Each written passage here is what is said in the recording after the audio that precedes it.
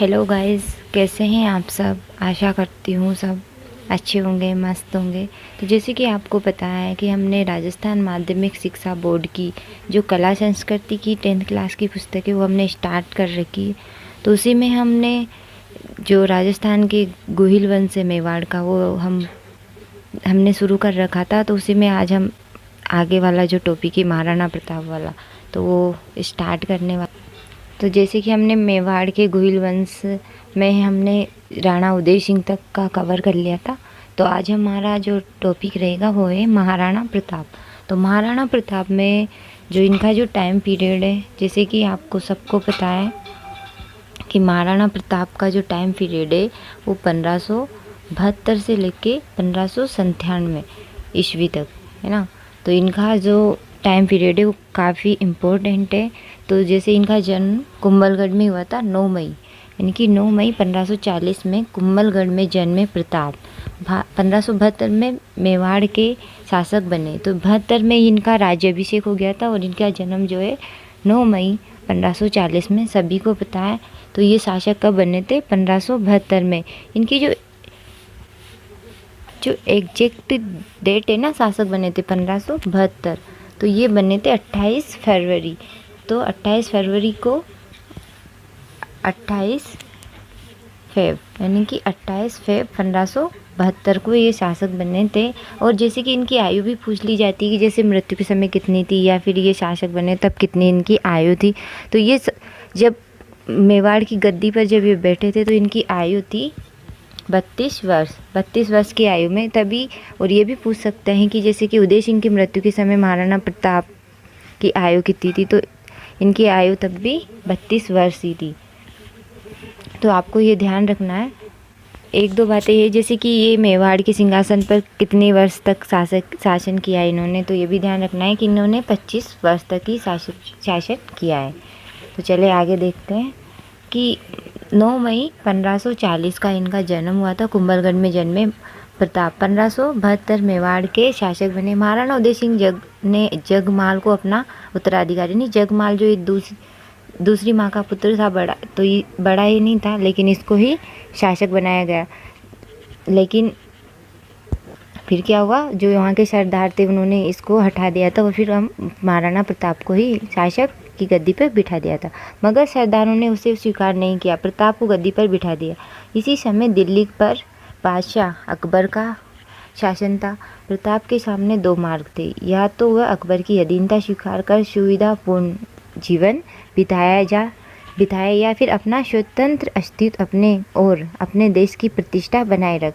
और महाराणा प्रताप ने क्या किया, दूसरा ही विकल्प चुनना की स्थिति उन्हें अच्छी लगी या फिर चुनना चाहा उन्होंने, और उसमें अनेक कष्ट उठाने थे। फिर भी प्रताप ने दूसरे संघर्ष का ही चुनाव किया। इस संघर्ष की तैयारी में उसने सबसे पहले मेवाड़ को संगठित करने का बीड़ा उठाया। अपने कर्तव्य और विचारों से उनसे सामंतों और भीलों का एक गुट बनाया जो सदैव देश की रक्षा के लिए उद्यत रहे। प्रताप ने प्रथम बार इन्हें अपनी सैन्य जो व्यवस्था में उच्च पद देकर इनके सम्मान को बढ़ाया। मुगल थे ना, मुगलों से बचकर युद्ध का प्रबंध करने के लिए उसने गोगुंदा से अपना निवास स्थान कहाँ स्थानांतरित कर लिया था, कुंभलगढ़ में।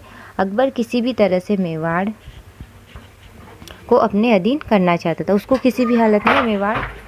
तो अकबर ने क्या किया, समझौता करने का प्रयास किया, लेकिन महाराणा ने कभी समझौता नहीं किया था। तो 1572 ईस्वी से 1576 ईस्वी के मध्य उसने 4 शिष्टमंडल क्रमशः जैसे जलाल खां, मान सिंह, भगवान दास और टोडरमल को भेजे थे। तो ये चारों में से क्रम भी पूछ लेते हैं कि पहले कौन भेजा था, बाद में कौन भेजा था। तो ध्यान रखना है आपको, जलाल और मान सिंह, भगवान दास और टोडरमल। देखो, आप इसे ट्रिक से भी याद कर सकते हैं।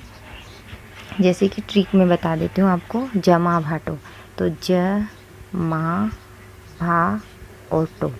तो देखो, जैसे जलाल खा हो गया, माँ से क्या हो गया, मान सिंह, और भा से भगवान दास हो गया, और टो से टोडरमल। वो ज़्यादातर क्रम ही पूछता है, तो आपको बस क्रम ध्यान रखना है कि पहले कौन आएगा, दूसरा कौन है, ऐसे ध्यान रखना है। मगर महाराणा ने संधि करने में किसी भी प्रकार की रुचि नहीं दिखाई, अतः मेवाड़ को मुगल आक्रमण का सामना करना पड़ा। 1576 ईस्वी के प्रारंभ में अकबर मेवाड़ अभियान की तैयारी हेतु अजमेर पहुंचा और वहीं उसने मानसिंह को मेवाड़ का अभियान का नेतृत्व सौंपा था। तो मानसिंह को ही अभियान का नेतृत्व दिया था, ध्यान रखना है। तो ये देखिए 18 जून 1576 ईस्वी को खमनोर के पास मुगल सेना का प्रताप से युद्ध हुआ। तो ये वही युद्ध है जो हल्दी घाटी का युद्ध बोलते हैं, वही खमनोर के पास, तो इसे खमनोर का युद्ध भी कहा जाता है ना। तो इतिहास में हल्दी घाटी के युद्ध के नाम से प्रसिद्ध है। इस युद्ध में मुगल सेना का मुख्य सेनापति आमेर का मानसिंह था, जबकि प्रताप की सेना में हरावल जो अग्रिम दस्ता था उसका नेतृत्व किसने किया था? हकीम का सुर ने। तो देखो दोनों में कितनी अजीब बात है कि मुस्लिम का जो सेनापति था वो हिंदू था, यानी कि मान सिंह था, और जो महाराणा प्रताप का जो सेनापति था वो था हाकिम का सूरी। तो देखो ये भी कितना अच्छा उदाहरण है एकता का।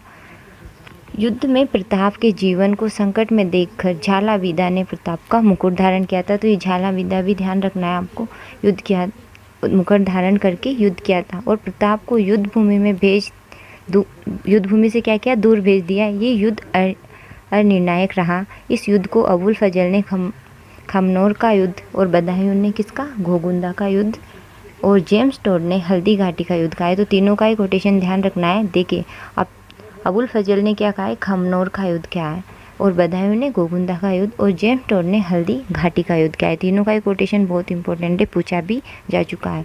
तो देखिए हल्दी घाटी के युद्ध के बाद महाराणा प्रताप ने पहाड़ों में रहते हुए वहीं से मुगलों को परेशान करने के लिए धावे मारना शुरू कर दिया था।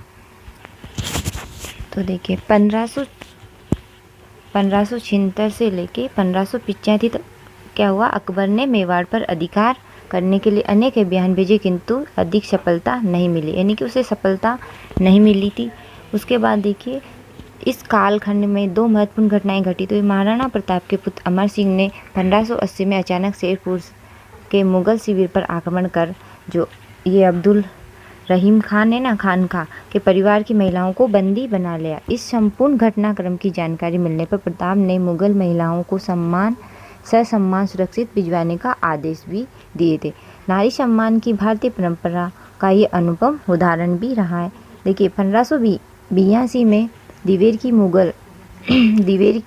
मुगल चौकी पर आक्रमण के समय कुंवर अमर सिंह ने वहां पर तैनात मुगल अधिकारी सुल्तान खां को भाले के एक ही वार से परलोक पहुंचा दिया। दिवेर की विजय के बाद इस पर्वतीय भाग पर प्रताप का अधिकार हो गया। ये एक छोटी सी मेवाड़ सेना की बहुत बड़ी सफलता थी। यही कारण था कि कर्नल टोड ने दिवेर के युद्ध को क्या कहा है? मेवाड़ का मैराथन कहा है। तो ये ध्यान रखना है। 1582 और 1580 में अब्दुल रहीम खान के परिवार जो घटना थी ये 1580 में हुई है, और ये हुई है 1582 में, दिवेर का युद्ध 1582 में।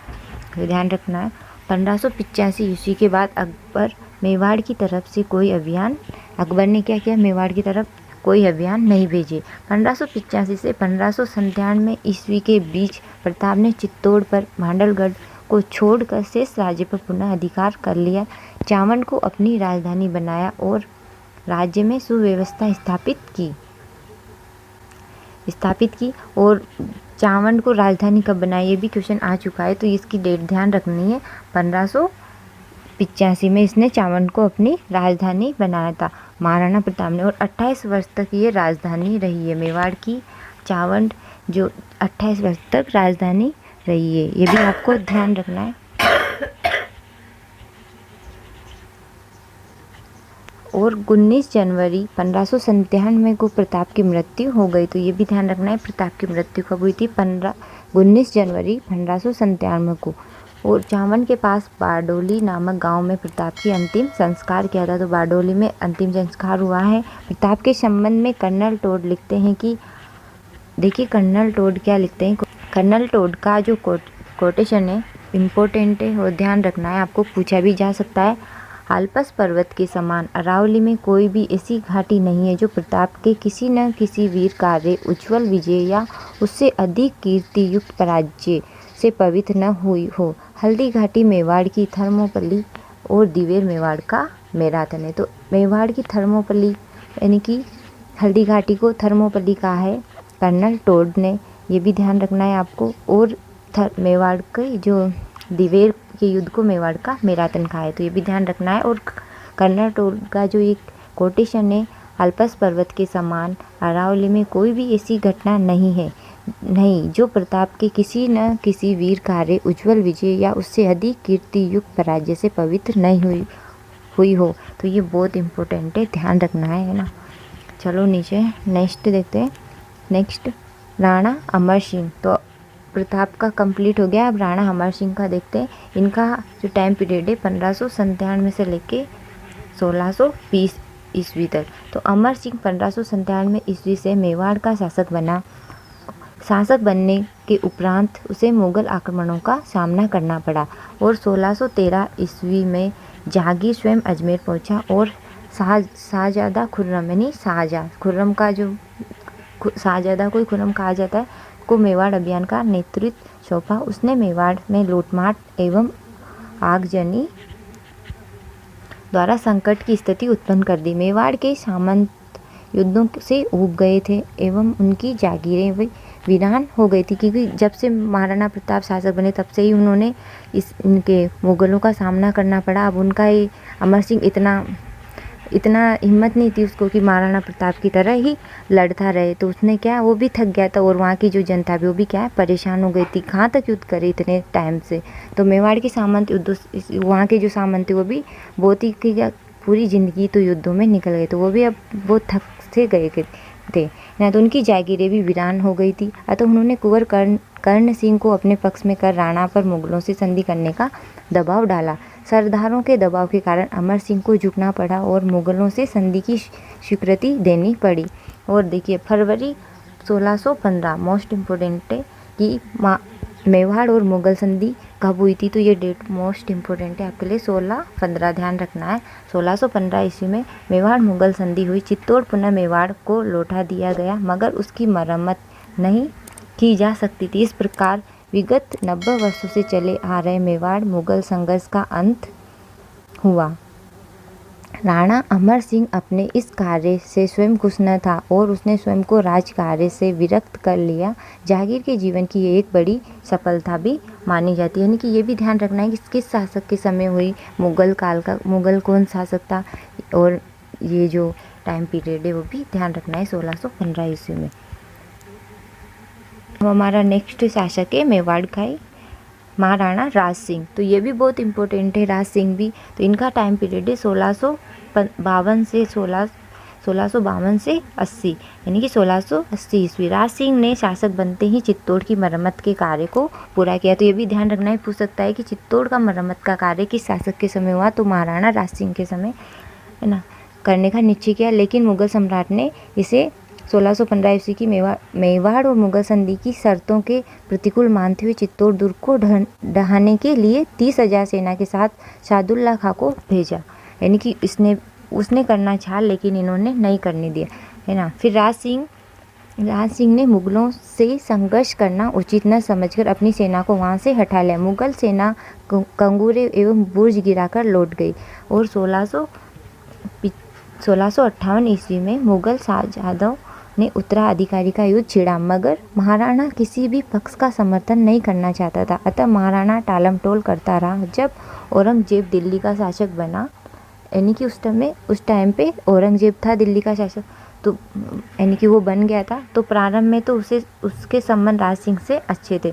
औरंगजेब ने उसे 6000 जात एवं सवार का मनसब भी प्रदान किया। यानी कि ये जो उनके सेवा में रहते उन्हें जात और सवार दिया जाता है, सवार घोड़े और जात जो भी है ना, तो घुड़सवार और वो बोलते हैं इसे, तो मनसब दिया जाता है भी प्रदान किया। किंतु किशनगढ़ की राजकुमारी चारुमती, जिसका विवाह औरंगजेब से होने वाला था से विवाह करके राज सिंह ने 1660 ईस्वी में औरंगजेब को क्या कर दिया, औरंगजेब को अप्रसन्न कर दिया, क्योंकि औरंगजेब वो भी उससे विवाह करना चाहता था, लेकिन राज सिंह ने उससे विवाह कर लिया और इसको गुस्सा आ गया, यानी कि ये अप्रसन्न हो गया। और इसके बाद 1679 ईस्वी में औरंगजेब द्वारा जजिया कर लगाने का राज सिंह ने विरोध किया। इसने दोबारा जजिया कर औरंगजेब ने ही लगाया था, तो राज सिंह ने इसका विरोध किया। मुगल मेवाड़ संघर्ष छिड़ने पर महाराणा राज सिंह ने राठौड़ों का साथ दिया और 1680 ईस्वी में राज सिंह की मृत्यु हो गई। तो ये भी पूछ सकते हैं कि औरंगजेब और राज सिंह के बीच जो मनमुटाव का जो कारण था वो क्या था, तो किशनगढ़ की राजकुमारी चारुमती थी। तो ये भी ध्यान रखना है। और अकाल प्रबंध के उद्देश्य से राज सिंह ने गोमती नदी के पानी को रोककर राजसमंद झील का निर्माण करवाया तथा इस झील के उत्तरी किनारे पर नौचौकी नामक स्थान पर राज प्रशस्तिका नामक शिलालेख भी लगवाया था। संस्कृत भाषा में लिखित राज प्रशस्ति शिलालेख की रचना रणछोड़ भट्ट द्वारा की गई थी। ये प्रशस्ति 25 काले संगमरमर की शिलाओं पर खुदी हुई है। इसे संसार का सबसे बड़ा शिलालेख भी माना जाता है। तो ध्यान रखना है, 25 काले संगमरमर पे जो शिलाएं उन पे ये खुदी हुई, इसलिए से सबसे बड़ी राज प्रशस्ति भी मानी जाती। और ये लिखी किसने थी? रणछोड़ भट्ट द्वारा की गई थी। अब हमारा नेक्स्ट जो शासक है वो है मेवाड़ का हमारा हो गया था। अब हमारा है मारवाड़ का राठौड़ वंश। तो ये हम अगले नेक्स्ट वीडियो में करेंगे। तो आज के लिए इतना ही। अगर आपको वीडियो पसंद आया है तो प्लीज़ लाइक, शेयर, कमेंट और चैनल को सब्सक्राइब कर लीजिए। हम आपके साथ ऐसे ही बने रहेंगे। और आपकी जो ये माध्यमिक शिक्षा बोर्ड की कला संस्कृति की पुस्तकें, इसे हम पूरी संपूर्ण तरीके से अच्छे से टॉपिक वाइज छोटे छोटे वीडियो के माध्यम से पूरी कंप्लीट कर लेंगे। तो आज के लिए इतना ही। धन्यवाद।